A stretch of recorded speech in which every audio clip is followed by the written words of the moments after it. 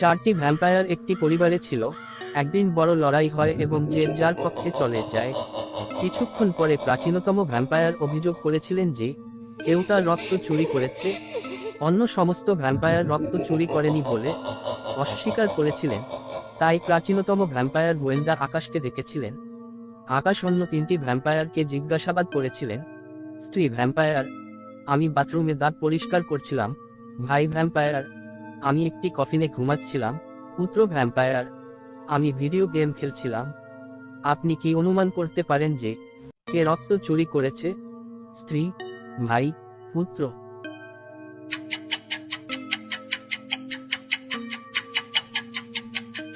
তো বন্ধুরা, উত্তরটি হবে ভাই ভ্যাম্পায়ার, কারণ তিনি বলেছিলেন যে তিনি একটি কফিনের ভেতরে ঘুমিয়েছিল।